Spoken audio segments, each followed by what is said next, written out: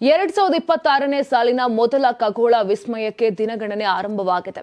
ಇದೇ ಬರುವ ಮಾರ್ಚ್ ತಿಂಗಳಲ್ಲಿ ಆಕಾಶದಲ್ಲಿ ಅದ್ಭುತವೊಂದು ನಡೆಯುತ್ತಿದ್ದು ಚಂದ್ರನು ಕೆಂಪು ಬಣ್ಣಕ್ಕೆ ತಿರುಗಲಿದ್ದಾನೆ.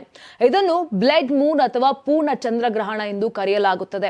ಖಗೋಳ ಶಾಸ್ತ್ರಜ್ಞರ ಪ್ರಕಾರ 2026ರ ಮೊದಲ ಚಂದ್ರಗ್ರಹಣವು ಮಾರ್ಚ್ 3ರಂದು ಸಂಭವಿಸಲಿದೆ.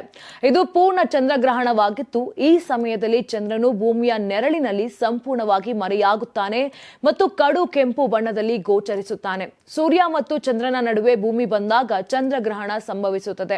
ಈ ವೇಳೆ ಸೂರ್ಯನ ಕಿರಣಗಳು ಭೂಮಿಯ ವಾತಾವರಣದ ಮೂಲಕ ಹಾದು ಹೋಗಿ ಚಂದ್ರನ ಮೇಲೆ ಬಿದ್ದಾಗ ಚಂದ್ರನು ಕೆಂಪು ಬಣ್ಣದಲ್ಲಿ ಹೊಳೆಯುತ್ತಾನೆ. ಈ ಪ್ರಕ್ರಿಯೆಯನ್ನ ರೇಲಿ ಸ್ಕ್ಯಾಟರಿಂಗ್ ಎನ್ನಲಾಗುತ್ತದೆ. ಹೀಗೆ ಕೆಂಪಾಗಿ ಕಾಣುವ ಚಂದ್ರನನ್ನೇ ಬ್ಲಡ್ ಮೂನ್ ಎಂದು ಕರೆಯುತ್ತಾರೆ. ವರದಿಗಳ ಪ್ರಕಾರ ಈ ಗ್ರಹಣವು ಏಷ್ಯಾ, ಆಸ್ಟ್ರೇಲಿಯಾ, ಅಮೆರಿಕ ಮತ್ತು ಯುರೋಪ್ನ ಕೆಲವು ಭಾಗಗಳಲ್ಲಿ ಗೋಚರಿಸಲಿದೆ.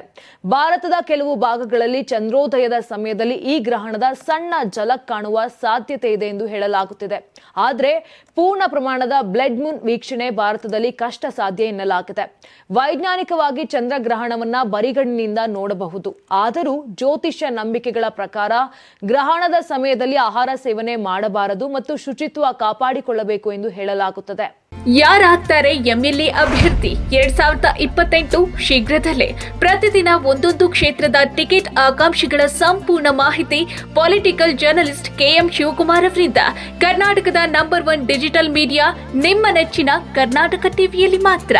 ನೀವು ಸಣ್ಣ ಆಗ್ಬೇಕಲ್ವಾ? ಅದು ಒಂದು ಉತ್ತಮ ಆಹಾರದಿಂದ ಸಣ್ಣ ಆಗ್ಬೇಕಲ್ವಾ? ಪ್ರತಿದಿನ ನಮ್ಮ ಜೀನಿ ಸ್ಲಿಮ್ ನ ಯೂಸ್ ಮಾಡಿ ಯಾವುದೇ ಸೈಡ್ ಎಫೆಕ್ಟ್ ಇಲ್ದಂಗೆ ನೀವು ಸಣ್ಣ ಆಗ್ತೀರಾ.